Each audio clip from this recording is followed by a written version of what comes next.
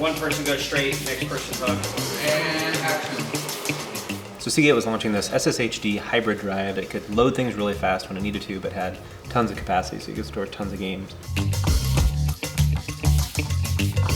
And we were stoked because it was a national commercial, which they don't do all that often over at Seagate. The product is specifically geared toward gamers, and we wanted to make something that was really entertaining. Can we add some more smoke?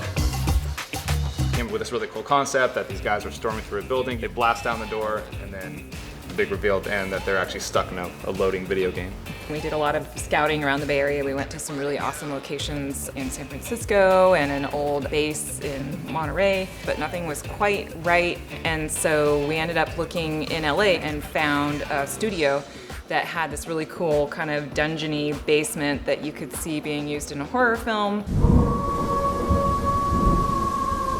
There's like a rumor that Fight Club was shot there or something. Right, that was that the Fight Club basement. Yeah, the Fight Club basement. I think we just picked it sight unseen, so we knew that we would be taking our entire production to Los Angeles. Having Kaj, who is our military consultant, was key. He speaks the language, he knows how people need to move. Additionally, when we needed to get, weapons and uniforms and everything, he knew where to go. That was key to authenticity. This is kind of like more old school Spec Ops, soft style. By the way, this is exactly how we did it in the SEAL teams. The makeup artist would then apply our camouflage paint prior to the mission. We had a few POV cameras that were mounted on, the end of a weapon. We ended up using an easy rig setup, and we basically hung the gun off of the easy rig and then rigged the camera off the gun. It's probably one of the few people like using easy rig for an M16. And I went, is this where you keep living or do you want to this back more? Okay guys, don't stop at the corner, keep going.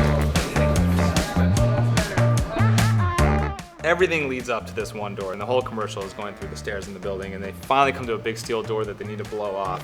So basically, we took the door off the hinges and laid it against the wall, and the plan would be just to push it, and it would just fall. And we're cutting right at that moment. It's like, dee-dee-dee-dee-dee. So we used, what's the Fuller's. Fuller's. Fuller's are- but we thought this was gonna be a one-time gag, so we figured might as well use as much as possible. I think we put a pound. Yeah. You could see the special effects artist just like pouring more and pouring more and pouring more. That thing dropped. That thing dropped, yeah.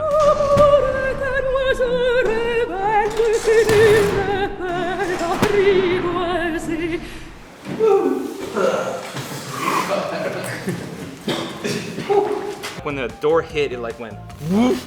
And at first that was like awesome, and then it was just like and then I think Eric ran for the camera because the red camera is right there. Yeah. The whole idea is the door blows down and then you see the guy on the other side of the door. You couldn't see anything. It was just a wall of dust and the lens. So like, And then it just went through all those hallways we've been talking about.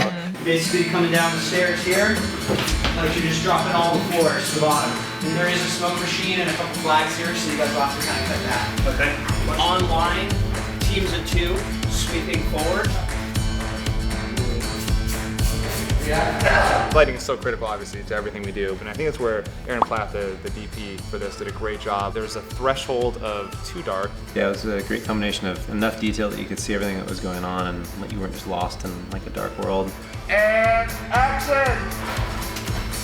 You were gonna do the same thing. Toby, be behind all them though. I mean, I can have someone behind me with a flashlight, and I'm gonna play a soldier myself. Flashlights on? You can start with the fog, Jack.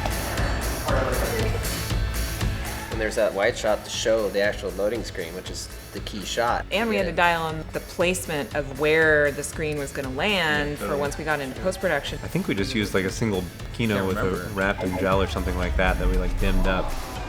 Each person on our team took a stab at their own version of the edit. And then we consolidated sort of the best of from each of those things. And when they talk about production value, this is one of those spots that we held nothing back.